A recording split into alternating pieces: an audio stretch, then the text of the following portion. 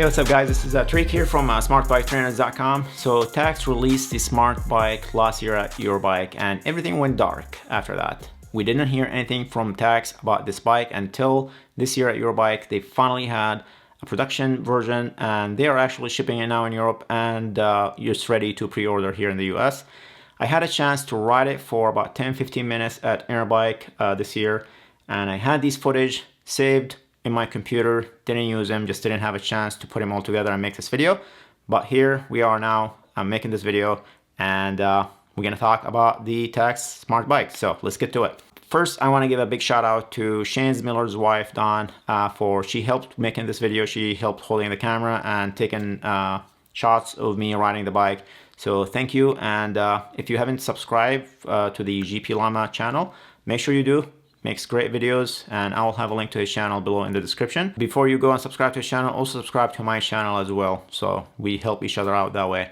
Alright, so the Tacx Smart Bike is basically a Neo direct drive trainer inside this bike. It is a smart bike, so you can pair it using ANT Plus or smart Bluetooth protocols to any application that support those protocols, such as Zwift or Trainer Road. And it acts just like a smart trainer. So you can do workout mode, you can simulate terrains, or if you want to do a workout in erg mode, you can do that as well on this bike. The bike is pretty much adjustable and everything from the front handlebars all the way to the back and seat and pedals. Everything you can adjust. You can adjust the height, you can adjust the fore aft position. Everything is adjustable. You can even replace the handlebar if you want with your own handlebar. You can also clip on aero bars if you are a triathlete.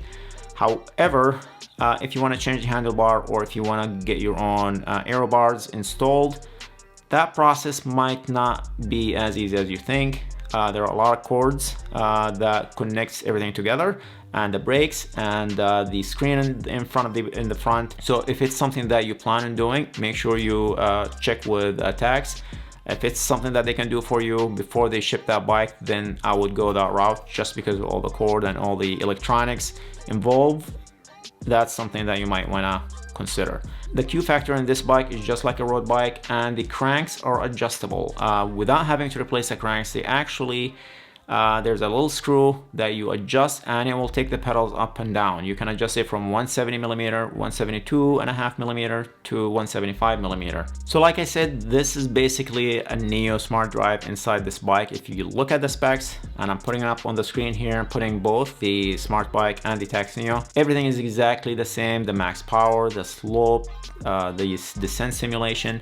It's basically everything that you have on the Neo, you'll have it on this bike as well. So as far as noise, so it is just like the Tacx Neo. I was at an expo, so I couldn't do a noise test, but until I get it here, my expectation is it's very quiet, just like the Tacx Neo, and quieter because you're eliminating the chain noise and the drivetrain. So once you eliminate that, you know, most of the noise that come from the when you're riding the Tacx Neo is coming from your bike itself, not the actual trainer. So the bike self-generates its own power. You do not need to have it plugged into a power source, and everything works the same. You will be able to see your power, you'll be able to simulate workout mode and erg mode, and basically everything runs except for the descent simulation. And also the fans run, the USB port will continue to charge, and that is pretty cool. I do not know why other companies are not doing that with their trainers, since us cyclists, when we're cycling, we're generating so much power that we can generate probably a whole room. But I hope to see that coming from companies in the next few years. So if they can work on stuff like that to make the trainer more efficient, that would be awesome. So the bike has two fans on the front, and these fans can be controlled by your heart rate or speed, or if you want to just manual control, you can do that as well. Now there are brakes on the bike, and those brakes can be used to either steer the bike right or left or slow down that flywheel. Now you might wonder, why would you want to slow down the flywheel in a virtual ride or in Zwift? I don't want to ever stop there. I want to try to go as fast as possible. But I can see some application for this, like when you're coming up behind someone for a draft and you want to just slow down a bit. I see an application there, and it will be interesting to see how softwares such as Zwift and other applications use all these features in their software. So there are a lot of potential in this bike, and it will be interesting to see how all that developed in the future. So Tacx is already shipping the bike in Europe, and you can pre-order one here in the US, and it should start shipping early next year, and it costs around $3,200. And I'll have a link in the description below to where you can order this bike. Okay, here are my thoughts on this. I was always skeptical of indoor stationary bikes. After all, why would you want to spend that kind of money on a bike when you already have a perfectly working bike that you can ride outdoor and you can ride indoor with a very good direct drive trainer? But I'm starting to think a little bit different about this. With the adjustability and high tech available on these bikes, I wonder if we're going to start to see a little bit of a shift toward this bike, and I'll tell you why. There are a lot of things you can do with these bikes, with the shifting, the steering, the braking.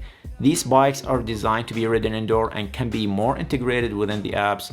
I think Tacx got something on their hand here that has the potential to change the market, but until that happens, I'll continue to ride my own bike. Okay, let me know your thoughts on this in the comment section below, and remember to subscribe and hit the like button.